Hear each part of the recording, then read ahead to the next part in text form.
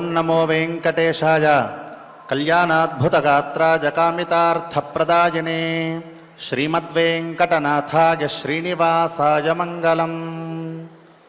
అఖిలాండకోటి బ్రహ్మాండ నాయకుడైనటువంటి ఆ వెంకటేశ్వర స్వామి వారి యొక్క దివ్య చరణ సన్నిధియందు ప్రతినిత్యము మనము చేసుకుంటూ ఉన్నటువంటి మహాభారత అంతర్గత వనపర్వంలో భాగంగా ఈరోజు ఆచారుల వారి ద్వారా మనం విఘ్నేశ్వర ధ్యానాది సంకల్పాదులను మనం చేసుకుందాం. స్వామివారి యొక్క అనుగ్రహాన్ని పొందుదాం. విఘ్నేశ్వర ధ్యానం. నమస్తే గణనాథాయ గణానాం పతగే నమః. భక్తిప్రియాయ దేవేశ భక్తేభ్యః సుఖదాయక. శ్రీనివాస ధ్యానం అనంతవేద సంవేద్యం నిర్దోషం గుణసాగరం అతీంద్రియం నిత్యముక్తం శ్రీనివాసం భజే నిశం. శ్రీకృష్ణ ధ్యానం వందే నవఘనశ్యామం పీతకౌశేయవాససం సానందం సుందరం శుద్ధం శ్రీకృష్ణం ప్రకృతేః పరం. వ్యాసధ్యానం వేదవ్యాసం స్వాత్మరూపం సత్యసంధం పరాయణం శాంతం జితేంద్రియక్రోధం సశిష్యం ప్రణమామ్యహం. అథ సంకల్పః శ్రీమదాదివరాహ క్షేత్రే విరాజమానస్య జగద్రక్షణార్థమవతీర్ణస్య శ్రీమదఖిలాండకోటి బ్రహ్మాండ నాయకస్య శ్రీవేంకటేశ్వర స్వామినః పరిపూర్ణానుగ్రహేణ సర్వేషాం భక్తజనానాం ఆధివ్యాధి నివృత్తి ద్వారా ఆయురారోగ్యైశ్వర్యాభివృద్ధ్యర్థం సర్వారిష్ట నివృత్తి ద్వారా సకల శ్రేయోభివృద్ధ్యర్థం ధర్మార్థ కామ మోక్షాఖ్య చతుర్విధ పురుషార్థ సిద్ధ్యర్థం సమస్త పాపక్షయార్థం శ్రీ పరమేశ్వర ప్రీత్యర్థం శ్రీమన్మహాభారతే వనపర్వణి యథాశక్తి 31 శ్లోకపారాయణం ఆచార్యముఖేన కరిష్యామహే. శ్రీకృష్ణ పరబ్రహ్మణే నమః. నారాయణం నమస్కృత్య నరం చైవ నరోత్తమం దేవీం సరస్వతీం వ్యాసం తతో జయముదీరగేత్. ప్రతినిత్యము కూడా మహాభారత అంతర్గత వనపర్వంలో ఉపదేశించబడినటువంటి ధర్మములను మనం ఎత్కించుతూ తెలుసుకుంటూ ఉన్నాం. అందులో భాగంగానే ఈరోజు కూడా పంచమహాభూతముల యొక్క గుణములు, మనం ఏ విధంగా ఇంద్రియ నిగ్రహణం చేసుకోవాలి అనేటటువంటి విషయ సంబంధమైనటువంటి ధర్మములను మనం ఎత్కించుతూ ఈరోజు తెలుసుకోవడానికి ప్రయత్నిద్దాం. మహాభారత అంతర్గత వనపర్వంలో ధర్మవ్యాధుల వారు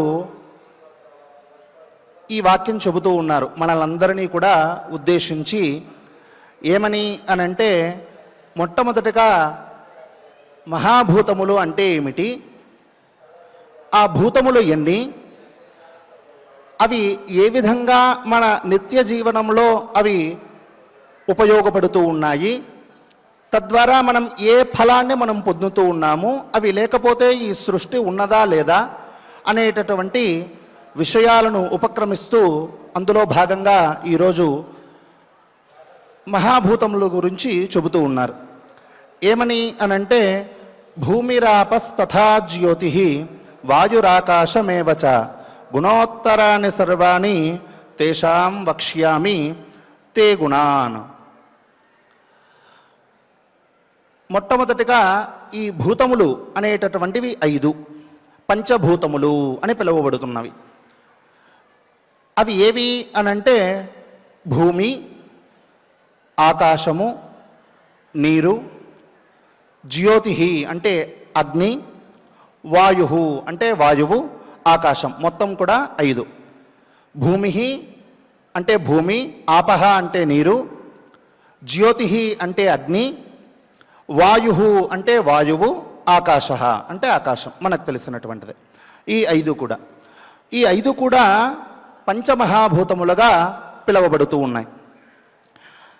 ఇవి ఇంకా ఏ విధంగా ఉన్నాయి అనంటే గుణోత్తరాన్ని సర్వాణి తేషాం వక్ష్యామి తే గుణాన్. ఈ భూమిరాపస్తథా జ్యోతిర్వాయురాకాశములు ఏవైతే ఉన్నాయో అవన్నీ కూడా తర్వాత చెప్పబోయేటటువంటి, అంటే భూమి కన్నా నీటి యందు కొద్ది భాగం తక్కువగా ఉన్నవి, నీటి కన్నా అగ్ని యందు కొద్ది భాగం తక్కువగా ఉన్నది, అగ్ని కన్నా వాయువు యందు, వాయువు యందు కన్నా వాయువు కన్నా ఆకాశము యందు కొద్దిగా శాతం అనేటటువంటిది తక్కువగా ఉన్నవి. పూర్వం అంటే ఆకాశం కన్నా వాయువు, వాయువు కన్నా జ్యోతి, జ్యోతి కన్నా జ్యోతి అంటే అగ్ని, అగ్ని కన్నా నీరు, నీటి కన్నా భూమి యందు అధికమైనటువంటి శాతం గుణములు అనేటటువంటివి అధికంగా ఉన్నాయి అని చెప్పడం జరుగుతోంది. అది ఏ విధంగా అనంటే భూమి పంచగుణ బ్రహ్మన్ ఉదకంచ చతుర్గుణం గుణాస్త్రయస్తేజసి చ త్రయశ్చాకాశవాతయో. భూమి పంచగుణ, భూమి యందు 5 గుణములు ఉన్నాయట.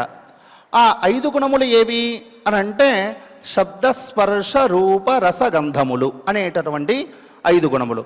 శబ్దము అనంటే మనకు తెలిసినదే, చప్పుడు, ఏదైనా సరే ఎవరైనా ఇలా చప్పుడు చేస్తే వచ్చేటటువంటి ధ్వని ఏదైతే ఉందో దాన్ని శబ్దం అని పిలువబడుతుంది. ఆ తదుపరి స్పర్శ, స్పర్శ అంటే మనకు తెలిసిందే, మనం తాకితే టచ్ చేస్తే వచ్చేటటువంటి ఫీల్ ఏదైతే ఉందో అది స్పర్శ. ఆ తదుపరి రూప, రూపము అనంటే ఒకానొక ఆకృతి. ఇప్పుడు మనం పలానా పొడుగుగా ఉన్నాడు, కళ్ళజోడు పెట్టుకుంటూ ఉన్నాడు అనేటటువంటి చిహ్నాలు ఏవేవైతే మనం చెబుతూ ఉన్నామో దానిని రూపం అని పిలువబడుతుంది.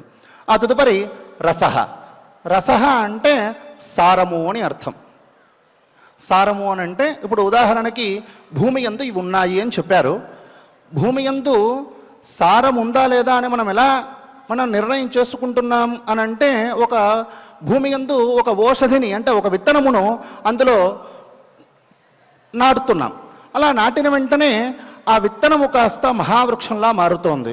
అది దేని ద్వారా అనంటే కేవలము భూమి యొక్క సారము ద్వారా. ఆ సారము ఏదైతే ఉందో దాన్నే రసః అని పిలువబడుతుంది. కాబట్టి ఇప్పుడు భూమి యందు రసః, రస పదార్థం, రసం అనేటటువంటి గుణం ఉన్నదా లేదా అనంటే ఉందనే మనం చెప్పుకోవాలి. అదేవిధంగా గంధాః, గంధః, గంధః అంటే వాసన అని అర్థం. ఈ భూమి యందు భూమిని తాకి మీరు చూడండి, వర్షం పడేటట్లుంటే ఒక అరగంట ముందో 10 నిమిషాల ముందో పావు గంట ముందో ఖచ్చితంగా ఆ భూమి నుండి ఒక మంచి సుగంధం అనేటటువంటిది మనకు వస్తుంది. అది దేని ద్వారా వచ్చింది అనంటే భూమి ద్వారానే వస్తుంది. అంటే భూమి నుండి వచ్చినటువంటి సుగంధాన్ని స్వీకరించి మనం ఓహో ఈరోజు వర్షం వస్తోంది అని మనం తెలుసుకుంటున్నాం. అది మనందరికీ కూడా తెలిసినటువంటి విషయమే. కాబట్టి ఆ భూమి యందు గంధం ఉన్నది అని చెబుతూ ఉన్నారు. ఇంకా గట్టిగా చెప్పాలి అని అంటే మనం ఈ గంధం అంటే ఈ వాసన కలిగినటువంటి, ఈ రుచి కలిగినటువంటిది ఏదైతే ఉందో అది పలానా వారికి యోగ్యమైనటువంటి స్థలము, ఇది పలానా వాటికి ఇది యోగ్యమైనటువంటి స్థలము అని మనం నిర్ణయం చేయడానికి కూడా కేవలము గంధాన్ని ఆధారం చేసుకొని మనమంతా కూడా నిర్ణయం చేసుకుంటూ ఉంటాం. అందులో భాగంగానే ఈరోజు భూమి యందు శబ్ద స్పర్శ రూప రసగంధములు ఉంటాయి అని ఈ శ్లోకం ద్వారా మనం తెలుసుకుంటూ ఉన్నాం. దానికే ప్రమాణం ఏమిటి అని అంటే భూమి పంచగుణ అని చెప్పడం ద్వారా మనకు అర్థమవుతోంది. ఇంకా ఏమని అనంటే ఉదకంచ చతుర్గుణం, సరే, మనకు ముందు ఏం చెప్పారు అనంటే భూమి నీరు పంచభూతములు చెబుతూ వచ్చారు. మొట్టమొదటిదేమో భూమి అని చెప్పారు, పృథివీ అని చెప్పారు. పృథివీ తర్వాత వచ్చేటటువంటి మహాభూతము ఏమి అనంటే అది నీరు. ఆ నీటి యందు ఏమున్నాయి అనంటే ఉదకంచ చతుర్గుణం, 4 గుణములు ఉన్నాయట. 4 గుణములు ఏవి అనంటే ముందు చెప్పబడినటువంటి 5టిలో ఒకటి తీసేస్తే అంటే శబ్దస్పర్శ రూపరస గంధములలో 4 గుణములు అంటే మొదటి 4 మాత్రమే ఉన్నాయి. అంటే ఏమని అర్థం? శబ్ద స్పర్శ రూప రసగంధములు ఉన్నాయి అని దాని యొక్క తాత్పర్యం. నీటిలో ఈ 4 గుణాలు ఉన్నాయి. ఎందుకు అంటే చూడండి, ఒకవేళ గంధం ఉన్నట్లయితే స్వచ్ఛమైనటువంటి జలమునకు గంధం ఎప్పుడూ కూడా ఉండదు. మీరు సాక్షాత్తు వర్షము పడితే అంటే ఆకాశం నుండి పడినటువంటి వర్షపు నీటిని మనం సాక్షాత్తుగా తీసుకొని చూస్తే దానికి ఎటువంటి గంధము ఉండదంటే వాసన ఎటువంటిది రాదు. అదే మనం ఇందులో ఇంకోటి ఏదైనా పన్నీరో ఇంకొకటో ఏదైనా కలిపితే ఖచ్చితంగా అప్పుడు దానికి గంధం అనేటటువంటిది ఉంటుందే కానీ స్వచ్ఛమైనటువంటి పదార్థమునకు నీటికి గంధం ఉండదు అని దాని యొక్క తాత్పర్యం. ఆ తదుపరి ఇంకా ఏం చెబుతున్నారు అని అంటే గుణాస్త్రయ తేజసి. తేజసి అంటే అగ్నియందు అని అర్థం. ఈ అగ్నియందు 3 గుణములు ఉన్నవి. ఆ 3 గుణములు ఏవి అనంటే శబ్దస్పర్శ రూపములు ఉన్నవి. రసము లేదు, గంధము లేదు. అంతే కదా, అగ్నిని మనము ముట్టుకుంటే ఏమవుతుంది? గంధము మనకు కనిపించదు, అదేవిధంగా రసం ఉందో లేదో కూడా మనకు తెలియదు. కానీ భూమి యందు మాత్రం ఓషధి వేయడం వలన ఇందులో సారం ఉంది అని మనం తెలుస్తోంది. కానీ అగ్ని యందు మనం ఆ విధమైనటువంటి స్థితిని మనం కలుగ చేసుకోలేం. కాబట్టి వీటి యందు శబ్దస్పర్శ రూపములు మాత్రమే ఉన్నవి అగ్ని యందు అని. ఆ తదుపరి త్రయశ్చాకాశవాతయోహో. ఈ ఆకాశవాత, ఆకాశము అనంటే మనం పూర్వం చెప్పబడినటువంటి మహాభూతములలో 4వదైనటువంటి వాయువు ఆకాశములకు 3 గుణములు ఉన్నవి. అవి ఏవి అనంటే వాయువునకేమో శబ్దస్పర్శములు ఉన్నవి, ఆకాశమునకేమో కేవలము శబ్దము మాత్రమే ఉన్నది అన్నది దీని యొక్క తాత్పర్యం. అందుకే ఇక్కడ త్రయశ్చ ఆకాశ వాతయోహో ద్వితీయా విభక్తి వాడటానికి గల కారణం. ఆ తదుపరి శబ్ద స్పర్శశ్చ రూపంచ రసో గంధశ్చ పంచమః ఏతే గుణా పంచభూమే సర్వేభ్యో గుణవత్తరా. సరే, అవి ఏవి అన్నది ఇక్కడ మనకు చెబుతూ ఉన్నారు. మనం ముందుగా చెప్పుకున్నాం. అవి ఏవి అనంటే ప్రమాణం ఏమిటి దానికి మనం ఈ విధంగా చెబుతున్నాం కదా. రసములు అనంటే మీరు ఏ విధంగా శబ్దస్పర్శ రూపరసగంధములను స్వీకరిస్తారు అనంటే తత్సంబంధమైనటువంటి ప్రమాణం. శబ్దస్పర్శశ్చ రూపంచ రసోగంధశ్చ పంచమః, ఈ 5 కూడా వీటి యందు ఉంటాయి. అవి కూడా ఎలాగూ అనంటే ఏతే గుణాః పంచభూమే, భూమి యందు 5 ఉంటాయి. అది కూడా సర్వేభ్యః గుణవత్తరా. ఈ భూమి ఉంది కదా, ఈ భూమి అనేటటువంటిది తర్వాత చెప్పబోయేటటువంటి నీరు, అగ్ని, వాయువు, ఆకాశము కన్నా చాలా గుణములతో కూడినటువంటి భూమి అని ఇక్కడ చెప్పడం జరుగుతోంది. ఆ తదుపరి శబ్దస్పర్శశ్చ రూపంచ రసశ్చాపి ద్విజోత్తమ అపామేతే గుణా బ్రహ్మణ్ కీర్తితాస్తవ సువ్రత. శబ్దస్పర్శశ్చ రూపంచ తేజసోథ గుణాస్త్రజ శబ్దస్పర్శశ్చ వాయౌతు శబ్దశ్చాకాశ ఏవతు. సరే, ఏతే 15 బ్రహ్మణ్ గుణా భూతేషు పంచసు వర్తంతే సర్వభూతేషు ఏషు లోకా ప్రతిష్ఠితాః. మనం పూర్వం చెప్పుకున్నటువంటివే ఏ భూతములకు ఏ గుణములు ఉన్నవి అన్నది పూర్వ శ్లోకంలో వివరించడం జరిగింది. ఆ తదుపరి ఏం చెబుతున్నారు అంటే ఏతే 15 బ్రహ్మణ్ గుణా భూతేషు పంచసు. ఈ 5 పంచభూతములు ఏవైతే ఉన్నాయో అంటే పృథివ్యప్తేజో వాయురాకాశముల యందు ఏమున్నాయి అనంటే 15, ఏతే 15 వర్తంతే గుణాః వర్తంతే. అది ఏ విధంగా అనంటే మనం పూర్వం చెప్పుకున్నటువంటి విధంగా భూమి యందు 5, ఆ తదుపరి నీటి యందు 4, 5, 4, 9, ఆ తదుపరి అగ్ని యందు 3, 9, 3, 12, ఆ తదుపరి వాయువు యందు 2, 12, 2, 14, ఆకాశము యందు శబ్ద అనేటటువంటి ఒకానొక గుణం 14, 1, 15. ఈ 15 కూడా ఏతే 15 గుణాః వర్తంతే. ఈ 15 గుణములు కూడా ఈ మహాభూతముల యందు ఉన్నవి. ఇంకా ఏమంటున్నారు అనంటే, ఇలా చెప్పబడినటువంటి గుణములు, ఈ గుణములు ఏవైతే ఉన్నాయో, ఈ 5 గుణములు అథవా 15 గుణములు ఏవైతే ఉన్నాయో, ఇవి సర్వభూతేషు ఏషు లోకా ప్రతిష్ఠితా, ఏషు సర్వభూతేషు వర్తంతే. ఈ మన ప్రపంచంలో ఉన్నటువంటి సమస్త జగత్తు యందు ఉన్నటువంటి చరాచరములు ఏవైతే ఉన్నాయో, చరములు ఏవైతే, ప్రాణులు ఏవేవైతే ఉన్నాయో, వాటి యందు అన్నిటి యందు కూడా ఏషు ఏతే గుణాహ వర్తంతే, ఈ గుణములు అనేటటువంటివి ఉన్నవి. అంటే శబ్దస్పర్శ రూపరసగంధములు ఉన్నవి. శబ్దస్పర్శ రూపరసగంధములు ఉన్నాయి అని అంటే పృథివ్యప్తేజో వాయురాకాశములు కూడా మన శరీరముల యందు ఉన్నాయి అని దానిని మనం అర్థం చేసుకోవాలి. అందుకే మన శరీరం ఏమిటి అని అంటే పాంచభౌతికం ఇదం శరీరం అని చెబుతాం. పాంచభౌతిక శరీరం, పాంచభౌతికం ఎలా అయింది అని అంటే ఈ పృథివ్యప్తేజో వాయురాకాశములు అంటే పృథివీ, నీరు, అగ్ని, అదేవిధంగా వాయువు, ఆకాశం, ఈ 5 కూడా మన శరీరంలో ఉన్నది కాబట్టి దీనికి పాంచభౌతిక శరీరము. ఇది మన శరీరంలోనే కాదు, ప్రతి ప్రాణి యందు కూడా ఉన్నవి అని మనం తెలుసుకోవాలి అన్నది ఇక్కడ చెబుతూ ఉన్నారు. ఇంకా ఏమని అనంటే అన్యోన్యం నాతివర్తంతే సమ్యక్చ భవతి ద్విజ యదాతు విషమం భావం ఆచరంతి చరాచరాః తదా దేహీ దేహమన్యం వ్యతిరోహతి కాలతః ఆనుపూర్వ్యా వినశ్యంతి జాగతే చానుపూర్వశః అన్యోన్యం నాతివర్తంతే సమ్యక్చ భవతి ద్విజ. ఈ చెప్పబడినటువంటి గుణములు ఏవైతే ఉన్నాయో ఆ గుణములన్నీ కూడా ఒకదానిని ఒకటి అది అతిక్రమించవట. అన్యోన్యం నాతివర్తంతే, అతనిని చూసి, ఒక గుణాన్ని చూసి ఇంకొక గుణము నీకంటే నేను ఎక్కువ అని పోట్లాడవు. దాని యొక్క పరిధి ఎంత ఉండాలో, ఎంత శాతం ఉండాలో, ఉదాహరణకి ఈ శబ్దము యొక్క శాతము మనకు ఒక 20 భాగాలు ఉన్నాయనుకుందాం కాసేపు. అదేవిధంగా స్పర్శపు యొక్క భాగం శాతం కూడా ఖచ్చితంగా 20 భాగాలే ఉండాలి. అదేవిధంగా రూపము యొక్క భాగం కూడా 20 భాగాలు ఉన్నాయనుకుందాం. ఆ తదుపరి రసము, తర్వాత ఉన్నటువంటి గంధము, ఇలా 5 గుణముల యొక్క శాతం అనేటటువంటి 20 భాగములతో 100 భాగములతో పరిపూర్ణమైనటువంటి ఒకానొక మానవుడి యొక్క శరీరంలో ఉన్నాయి అని అనుకుంటే కాసేపు దానిని మించి ఇవి ప్రవర్తించవు.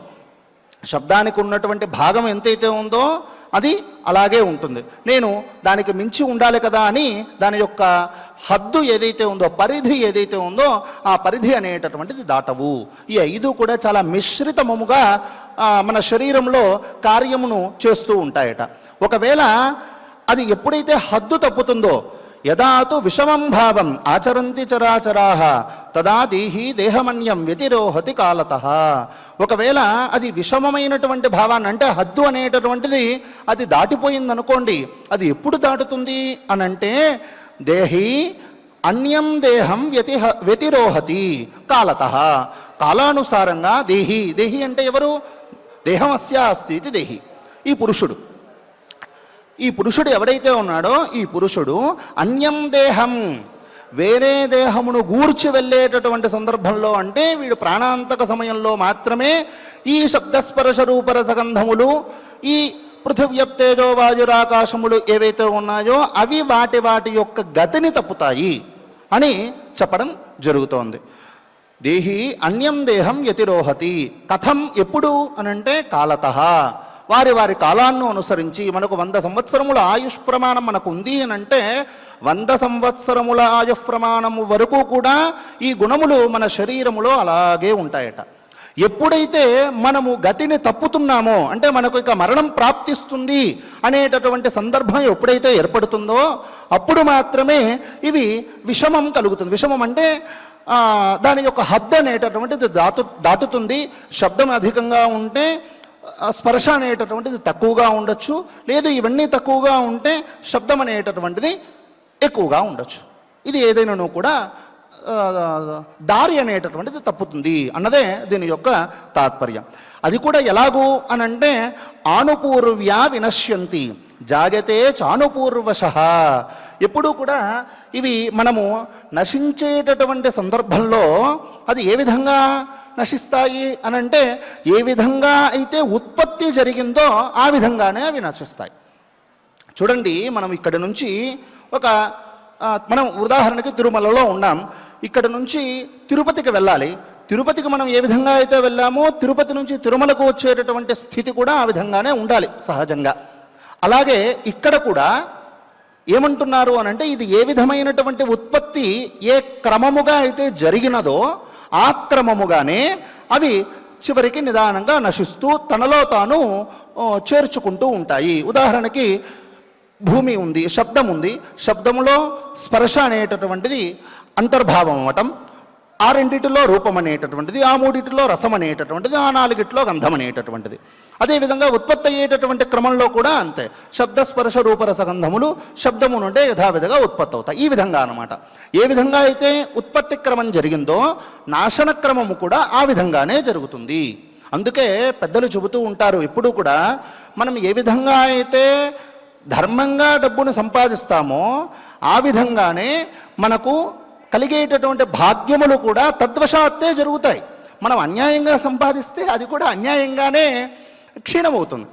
ఎంత తొందరగా సంపాదిస్తే మనం ఎంత తొందరగా ఎదగాలనుకుంటాం అంటే ధర్మంగా సంపాదిస్తే ఎదిగితే సంతోషం. అలా కాకుండా అన్యాయంగా సంపాదించి మనమేదో ఇప్పుడు ఉన్న పరంగా మనము కోటీశ్వరం అయిపోవాలి అనేటటువంటి ఆలోచనతో దుర్మార్గపు ప్రవర్తనలు మనము చేస్తూ ఉంటే నువ్వు ఏ విధమైనటువంటి వేగంతో చేస్తావో తద్విధమైనటువంటి వేగంతోనే నువ్వు నశిస్తావు అన్నదే ధర్మము యొక్క నీతి. ఈ విధంగానే మనకు చెబుతూ ఉన్నారు. కాబట్టి ఈ క్రమం అనేటటువంటిది ఈ విధంగా ఉంది అని. ఇక మనం ప్రకృతంలోకి వెళ్దాం. ఆ తదుపరి తత్ర తత్ర హి దృశ్యంతే ధాతవః పాంచభౌతికాః యైః ఆవృతమిదం సర్వం జగత్స్థావర జంగమం. అదేవిధంగా మనం పూర్వం మనం చెప్పుకున్నాం ఈ పాంచభౌతిక ధాతవః. మనం ఈ శరీరం అనేటటువంటిది పాంచభౌతిక శరీరం అని మనం పూర్వం మనం అనుకున్నాం. ఆ పాంచభౌతిక శరీరము ఏ విధంగా అనంటే పాంచభౌతికాః ధాతవః దృశ్యంతే.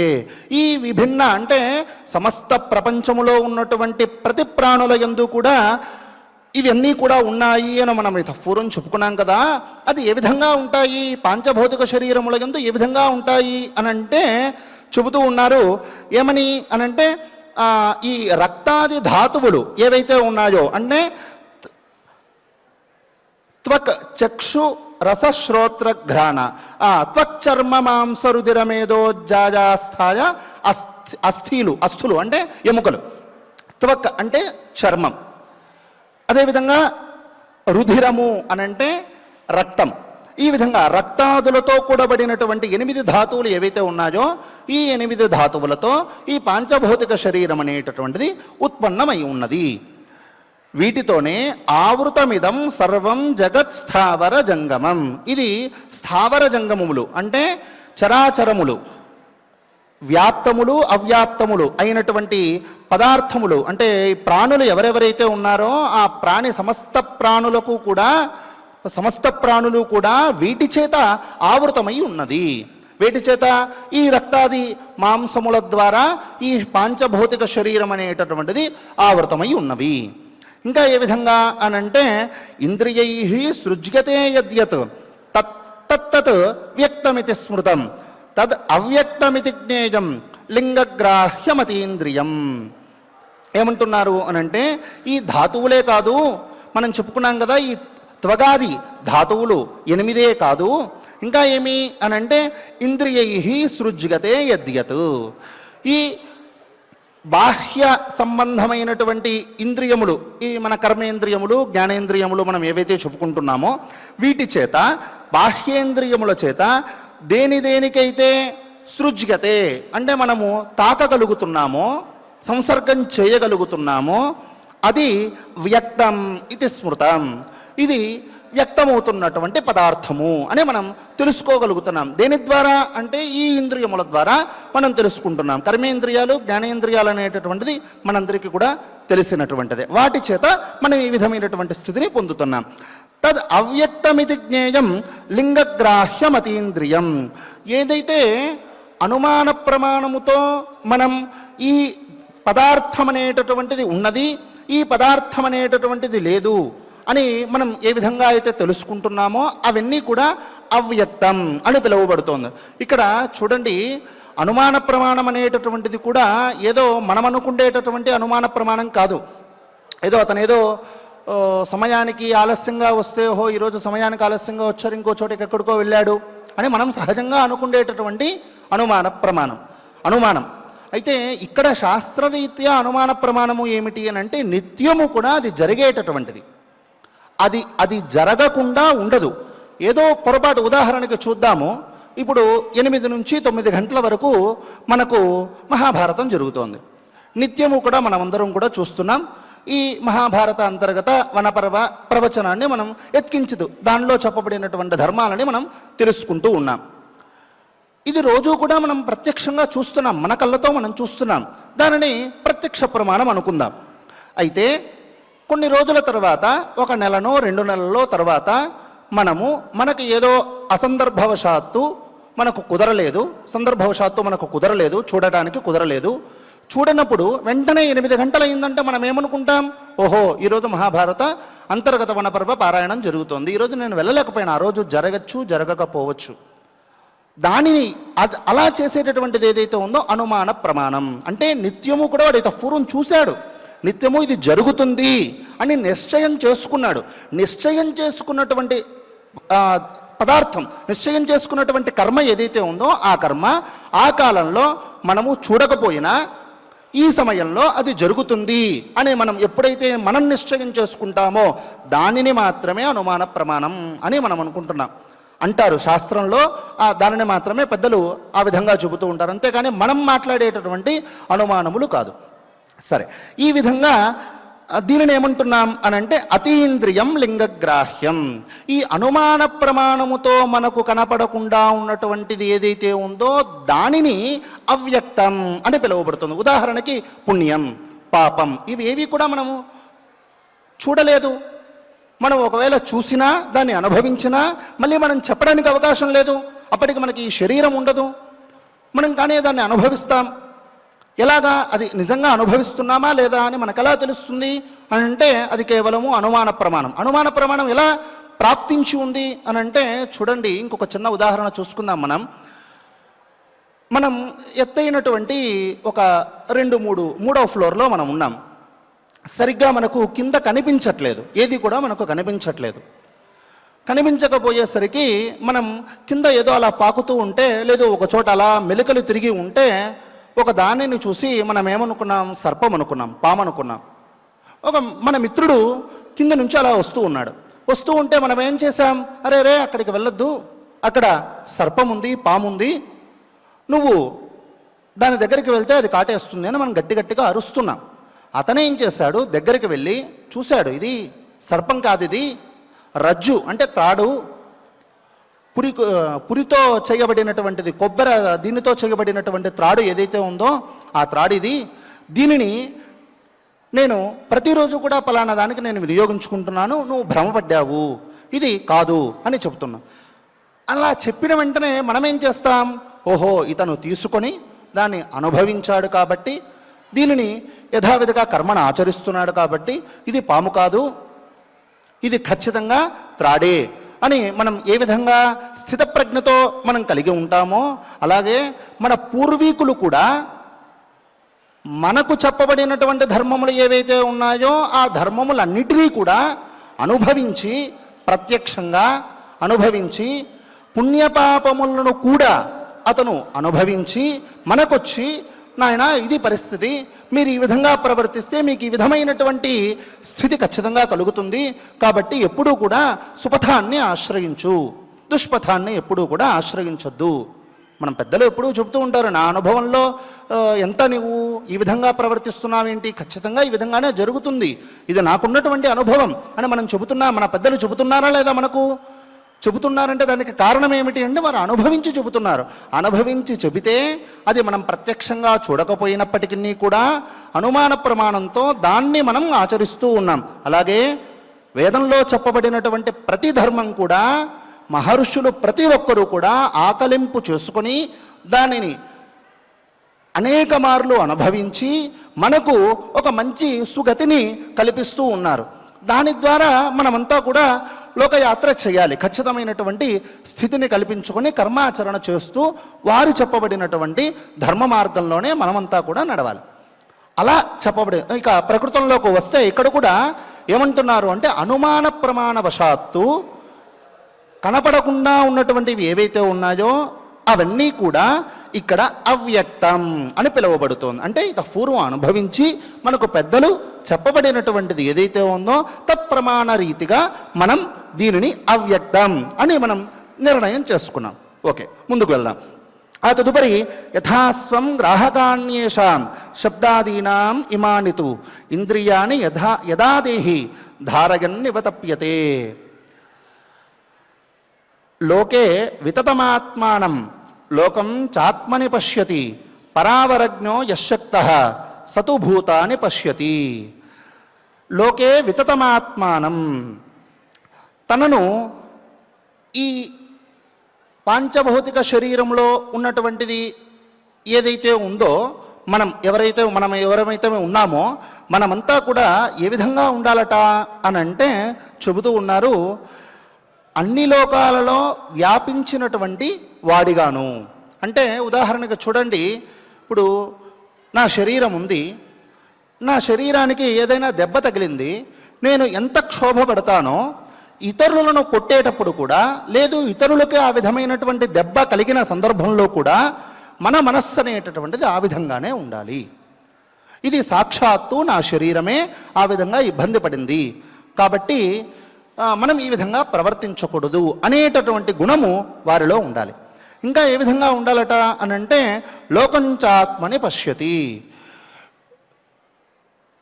మన యందు ఏ ప్రసంగం జరిగినా ఏ ఇబ్బందులు జరిగినా అవన్నీ కూడా పరులందరికీ కూడా ఈ విధంగానే జరుగుతున్నాయి, పరులకు జరిగినటువంటివన్నీ కూడా నాకు ఈ విధంగా జరుగుతున్నది అనేటటువంటి బుద్ధి భావనతో, అది అధర్మ విషయములు కావచ్చు ధర్మ విషయములు కావచ్చు ఏదైనానూ కూడా సుఖదుఖాల యందు మనం సుఖంగా ఉన్నామంటే సరిపోదు, మనకు ఎదురుగ్గా ఉన్నటువంటి వారు కూడా మన పక్కన ఉన్నటువంటి వారు కూడా ఖచ్చితమైనటువంటి సుఖాన్ని అనుభవించాలి. వారు ఆ విధంగా తృప్తిగా ఉన్నారా లేదా మనం ఒకసారి విచారించుకోవాలి. అలా లేకపోతే తత్సంబంధమైనటువంటి విషయ నిర్ణయంలో మనం కాస్త సహాయం చేసి వారిని ముందుకు తీసుకొని వెళ్ళాలి. అదేవిధంగా వారిలో ఏదైనా సరే మనలో ఏదైనా ఇబ్బంది అయితే వారికి కూడా ఆ విధమైనటువంటి స్థితి కలిగేట్లుగా ప్రతి ఒక్కరూ కూడా ఉండాలి. ఆ విధంగా ఎవరైతే ఉంటారో పరావరజ్ఞో యశక్తః సతు భూతాని పశ్యతి, అలా సమర్థుడైనటువంటి జ్ఞాని మాత్రమే ఆ విధమైనటువంటి స్థితిని కలుగ చేసుకొని ఉంటాడు. అది అందరికీ సాధ్యమైనటువంటిది కాదు, కానీ కృషితో నాస్తి దుర్భిక్షం అని వాక్యం చెప్పడం జరుగుతుంది. మనం ఏదైనానూ కూడా ఖచ్చితంగా సాధించవచ్చు. అది సాధించాలి అంటే ఫస్ట్ మీరేం చేయాలి, తత్సంబంధమైనటువంటి కర్మాచరణ చేయాల్సిందే. మీరు అది చేయకుండా నాకు ఇదేదో రాదు, నా వల్ల కాదు, నేను చేయడానికి అశక్తుణ్ణి, లేదు నేను అయోగ్యుణ్ణి అనుకుంటే ఎప్పుడూ కూడా మనము నిత్యము అయోగ్యులముగానే మిగులుతాం. మనం ఎందుకు చేయలేం? ఎదుటివాడు చేసినప్పుడు మనం ఎందుకు చేయలేం? మన వయసులో ఉన్నటువంటి వారు ఈ విధంగా ప్రవర్తిస్తూ ఉంటే మనం ఎందుకు ఆ విధంగా ప్రవర్తించలేకపోతున్నాం? మన అసామర్థ్యం కేవలం. కాబట్టి మనం ఖచ్చితంగా దీనిని మనం జయించాలి అనేటటువంటి సత్సంకల్పం ఖచ్చితంగా మనం చేసుకోవాలి. ఇది దుర్మార్గపు యొక్క చర్యల యందు ఈ విధంగా ఉండకూడదు, మంచి చర్యల యందే ఈ విధంగా ఉండాలి. అందరూ కూడా తప్పుడు త్రోవ పెట్టేటటువంటి వారిని ఆదర్శకంగా తీసుకుంటూ ఉంటారు. ఎప్పుడూ కూడా అలా తీసుకోకూడదు. మనకు ఏది మేలుకు జరుగుతుందో, దేని ద్వారా మనకు దుఃఖము రాకుండా సుఖం మాత్రమే వస్తుందో దానిని మనం చెగడానికి ప్రయత్నించాలే కానీ అన్య విషయంలో పోటీ పడకూడదు. దానిని మనం తెలుసుకోవాలి. ఈ విధంగా ఎవడైతే ఉంటాడో సహా పరావరజ్ఞ, వాడు సమర్థుడైనటువంటి వాడు, ఆత్మరూపకంగానే తనను ఏ విధంగా అయితే భావిస్తాడో ఎదుటి వాళ్ళను కూడా ఆ విధమైనటువంటి స్థితిని వాడు కలుగుతాడు, స్థితిని పొందుతాడు అని దాని యొక్క తాత్పర్యం. ఆ తదుపరి పశ్యత సర్వభూతాని సర్వావస్థాసు సర్వదా బ్రహ్మభూతస్య సంయోగః నాశుభేన ఉపపద్యతే అజ్ఞానమూలం తంక్లేశం అతివృత్తస్య పౌరుషం లోకవృత్తి ప్రకాశేన జ్ఞానమార్గేణ గమ్యతే.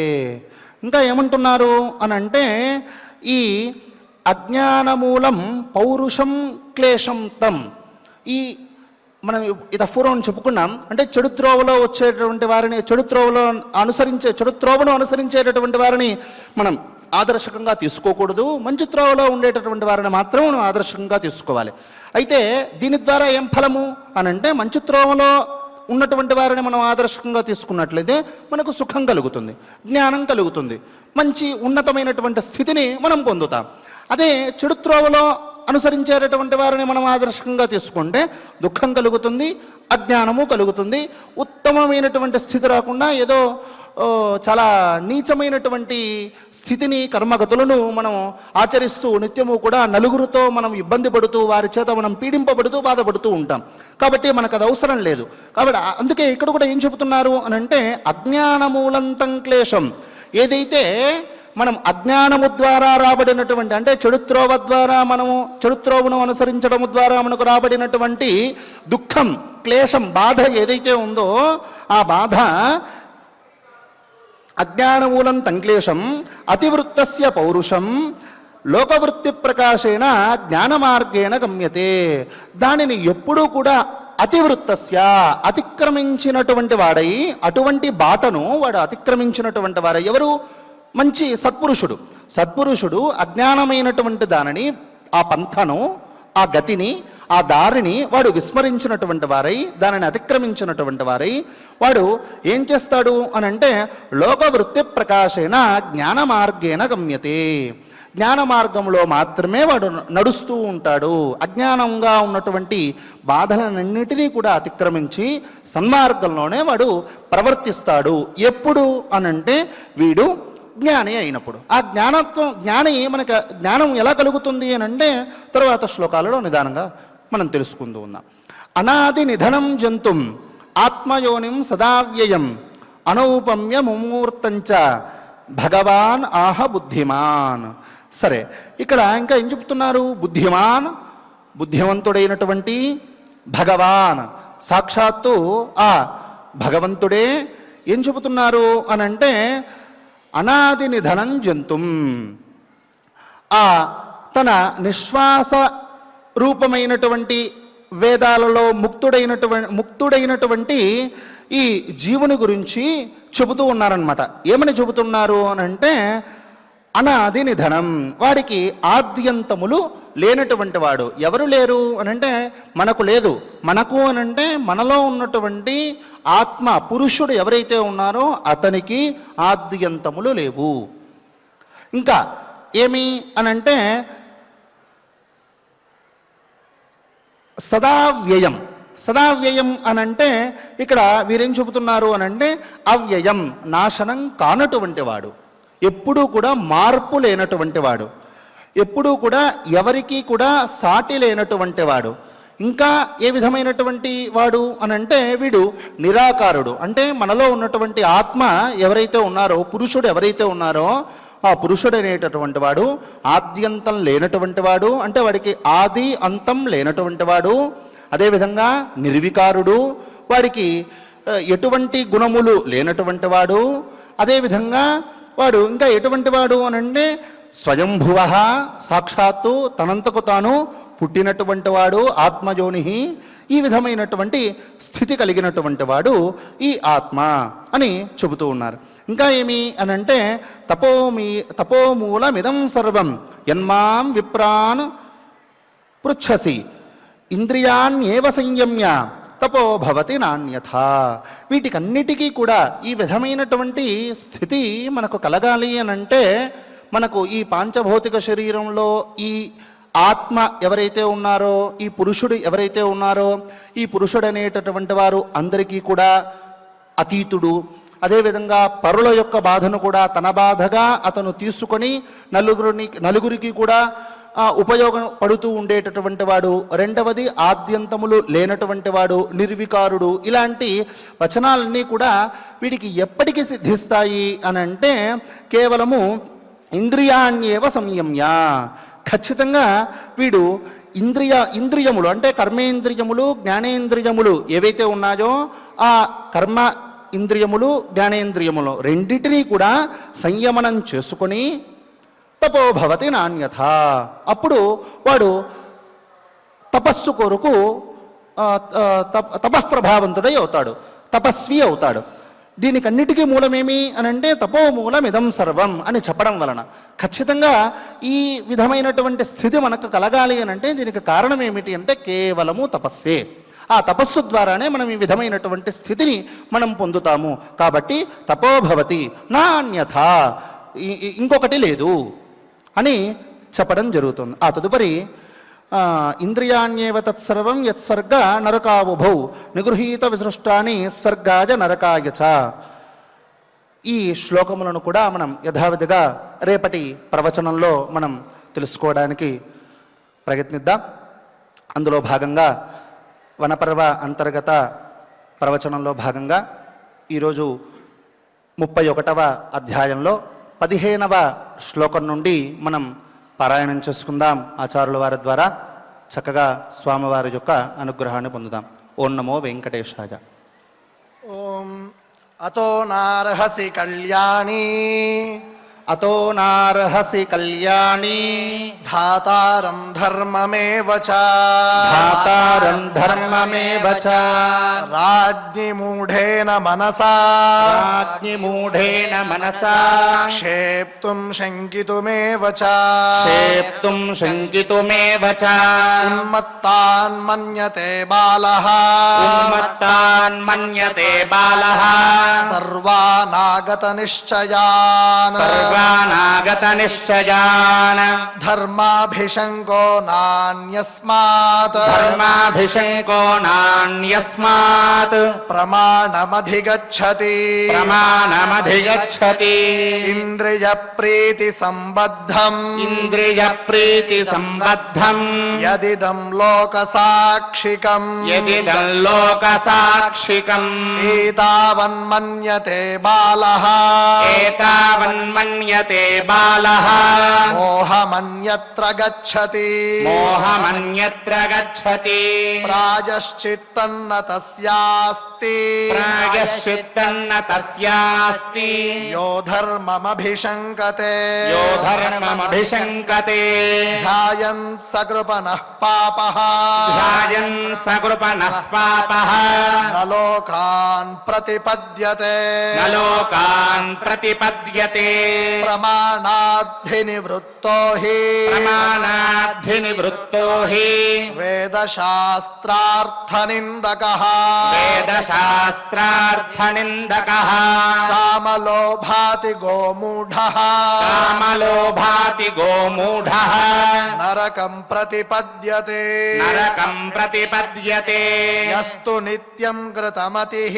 యస్తు నిత్యం కృతమతిః ధర్మమేవాభిపద్యతే ధర్మమేవాభిపద్యతే అశంకమానః కళ్యాణి అశంకమానః కళ్యాణి సోముత్రానంత్యమశ్నుతే సోముత్రానంత్యమశ్నుతే ఆర్షం ప్రమాణముత్క్రమ్య ఆర్షం ప్రమాణముత్క్రమ్య ధర్మన్న ప్రతిపాలయన్ ధర్మన్న ప్రతిపాలయన్ సర్వశాస్త్రాతి గోమూఢః సర్వశాస్త్రాతి గోమూఢః సంజన్మసు న విందతి సంజన్మసు న విందతి యస్య నార్షం ప్రమాణం స్యాత్ యస్య నార్షం ప్రమాణం స్యాత్ శిష్టాచారశ్చ భావిని శిష్టాచారశ్చ భావిని న వై తస్య పరో లోకః నవైతస్య పరో లోకః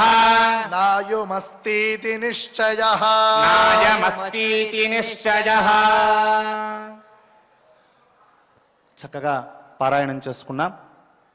ఇక అన్నమాచార్య ప్రాజెక్టు కళాకారులు వేణుగోపాల్ గారు గోవిందనామ సంకీర్తనకు సిద్ధంగా ఉన్నారు. గానం మన చేత అందరి చేత చెగించడానికి. కాబట్టి మనమంతా కూడా వారితో కలిసి గోవిందనామ సంకీర్తన చేద్దాం. స్వామివారి యొక్క అనుగ్రహాన్ని పొందుదాం. ఓం నమో వెంకటేశాయ.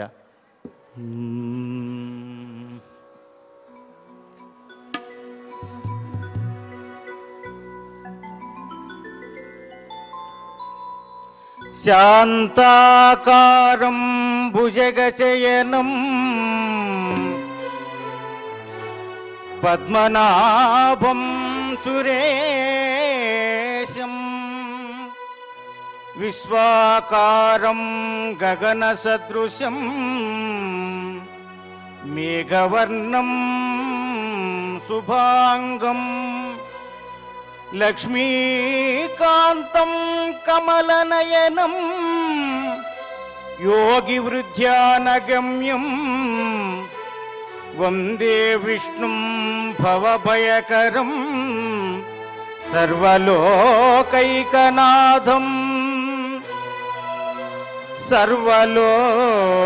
సర్వలోకైకనాథం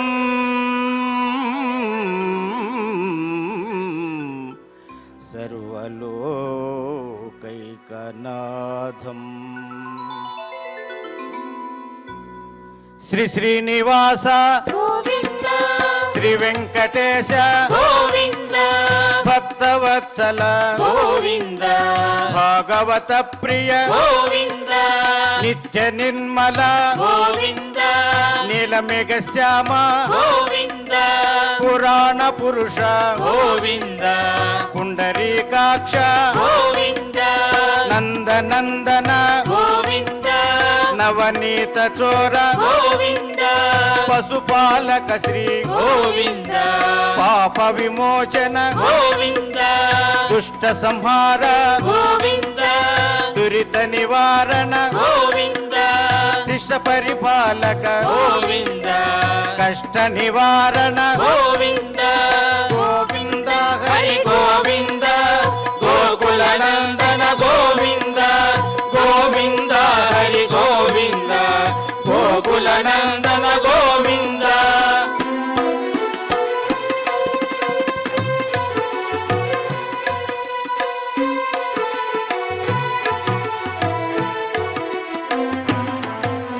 వజ్రమకుటధర గోవింద వరాహమూర్తి గోవింద గోపీ జనలోల గోవింద గోవర్ధనోధార గోవింద దశరథ నందన గోవింద దశముఖమర్దన గోవింద పక్షివాహన గోవింద పాండవ ప్రియ గోవింద మత్స్యకూర్మ గోవింద మధుసూదన హరి గోవింద వరాహ నరసింహ గోవింద వామన భృగురామ గోవింద బలరామానుజ గోవింద బౌద్ధ కల్కిధర గోవింద వేణుగాన ప్రియ గోవింద వెంకటరమణ గోవింద గోవింద హరి గోవింద గోకుల నందన గోవింద గోవింద హరి గోవింద గోకుల నందన గోవింద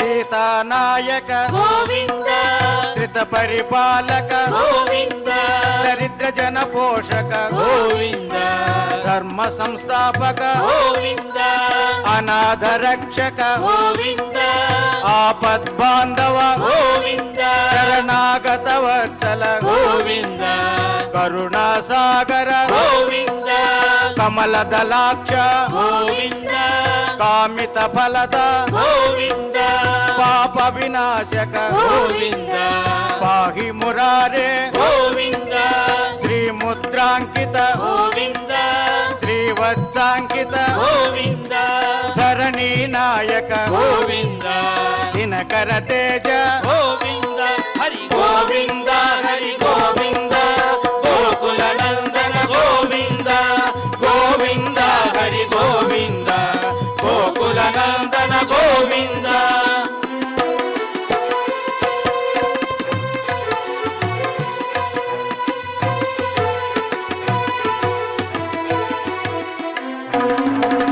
పద్మావతి ప్రియ గోవింద ప్రసన్నమూర్తి గోవింద అభయహస్త గోవింద అక్షయ వరద గోవింద శంఖ చక్రధర గోవింద చార్క గదాధర గోవింద విరజాతిరస్త గోవింద విరోధి మర్దన గోవింద సాల గ్రామధర గోవింద సహస్రనామ గోవింద లక్ష్మీ వల్లభ గోవింద లక్ష్మణాగ్రజ గోవింద కస్తూరి తిలక గోవింద కాంచనాంబ్రధర గోవింద గరుడ వాహన గోవింద గజరాజ రక్షక గోవింద హరి గోవింద హరి గోవింద గోకుల నందన గోవింద గోవింద హరి గోవింద గోకుల నందన గోవింద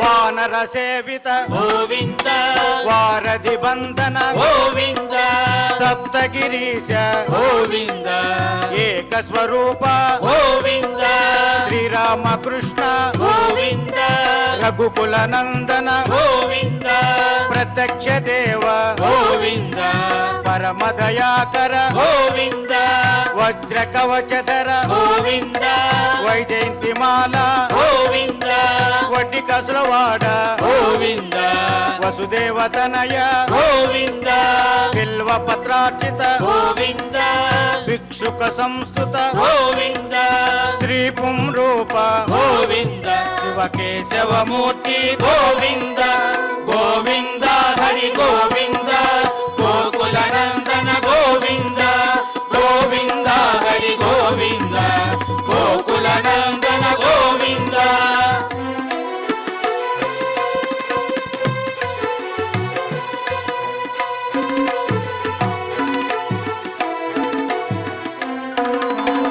బ్రహ్మాండ రూప గోవింద భక్త రక్షక గోవింద నిత్య కళ్యాణ గోవింద నీరజనాభ గోవింద హతి రామ ప్రియ గోవింద హరి సర్వోత్తమ గోవింద జనార్దన మూర్తి గోవింద జగత్ సాక్షి రూప గోవింద అభిషేక ప్రియ గోవింద ఆపన్నివారణ గోవింద రత్న కిరీట గోవింద రామానుజనుత గోవింద స్వయం ప్రకాశ గోవింద ఆశ్రిత పక్ష గోవింద నిత్య శుభప్రద గోవింద నిఖిల లోకేశ గోవింద హరి గోవింద హరి గోవింద గోకుల నందన గోవింద గోవింద హరి గోవింద గోకుల నందన గోవింద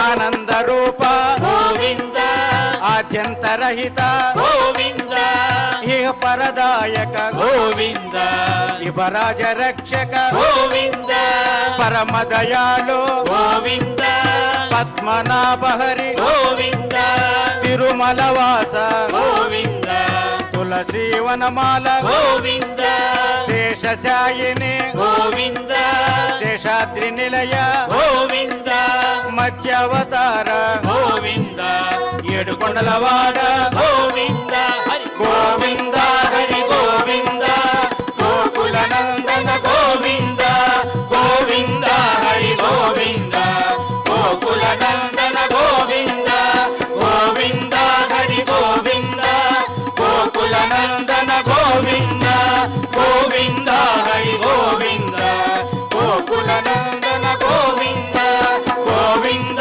హరి గోవింద గోకుల నందన గోవింద గోవింద హరి గోవింద గోకుల నందన గోవింద గోకుల నందన గోవింద గోకుల నందన గోవింద ఏడుకొండలవాడ వెంకటరమణ గోవింద గోవింద ఆపదవాడ అనాథరక్షక గోవింద గోవింద శ్రీ శ్రీనివాస శ్రీ వెంకటేశ గోవింద గోవింద గోవింద గోవింద గోవింద గోవింద గోకుల నందన గోవింద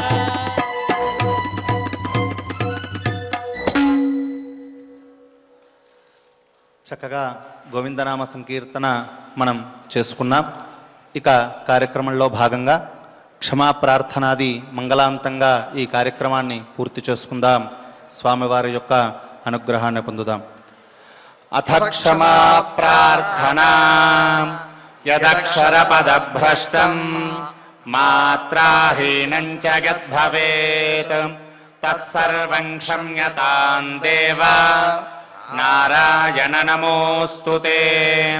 అథ లోకక్షేమ ప్రార్థనా స్వస్తి ప్రజాభ్యః పరిపాలయంతాం న్యాయేన మార్గేణ మహీం మహిషాః గోబ్రాహ్మణేభ్యः శుభమస్తు నిత్యం లోకాః సమస్తాః సుఖినో భవంతు.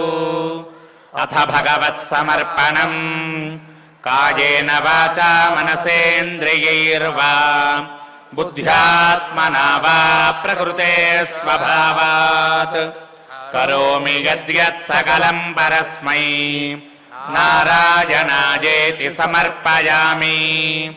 అథ మంగళం శ్రియః కాంతాయ కళ్యాణ నిధగే నిధగేర్థినాం శ్రీవేంకట నివాసాయ శ్రీనివాసాయ మంగళం.